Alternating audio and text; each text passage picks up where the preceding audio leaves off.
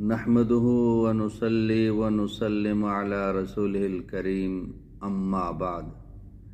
آج اس ویڈیو میں ایک ایسا وظیفہ، ایک ایسا عمل بتانے جا رہا ہوں، اگر یہ عمل کریں گے اللہ جل شانہ رزق کی بارش فرمائیں گے۔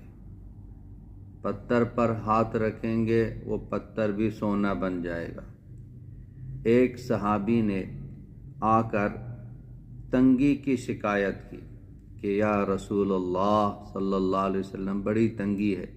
نبی کریم سرور دو عالم صلی اللہ علیہ وسلم نے فرمایا جب بھی آپ گھر میں داخل ہوں سب سے پہلے آپ سلام کریں۔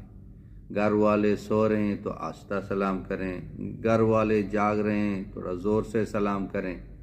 اس کے بعد ایک مرتبہ درود پڑھیں، کوئی بھی درود ہو، مختصر سا درود پڑھ کے اس کے بعد سورہ اخلاص پڑھیں، یعنی قل هو اللہ احد، یہ پوری سورت پڑھ لیں۔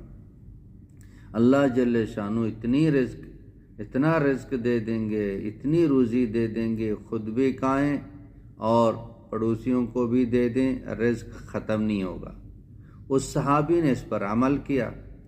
نبی کریم صلی اللہ علیہ وسلم مختصر وظیفہ بتاتے تھے اور صحابہ کرام عمل کرنے والے، یقین کرنے والے اس پر عمل کیا تو اس کی تنگی ختم ہو گئی، فراوانی ہو گئی۔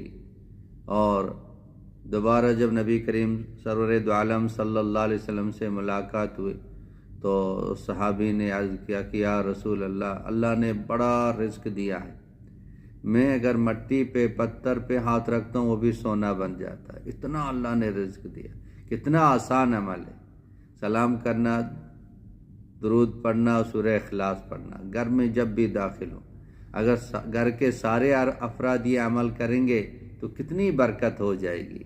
اصل برکت ہے، ہم لوگ تو کثرت کے پیچھے پڑے ہوئے، اصل تو برکت ہے، تھوڑا ہوگا اس میں برکت ہو جائے گی، وہ کافی ہو جائے گا، اس لیے اس عمل کو کریں۔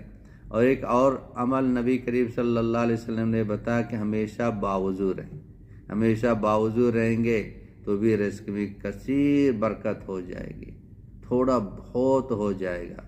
تو اگر یہ ویڈیو پسند آ گئی تو اس کو لائک کریں، چینل کو ابھی تک سبسکرائب نہیں کیا تو چینل کو بھی سبسکرائب کریں، اور اس ویڈیو کو، اس عمل کو تمام مسلمانوں تک پہنچائیں تاکہ وہ اس پر عمل کریں اور ان کی روزی میں خوب برکتیں ہوں۔ اللہ عمل کرنے کی توفیق عطا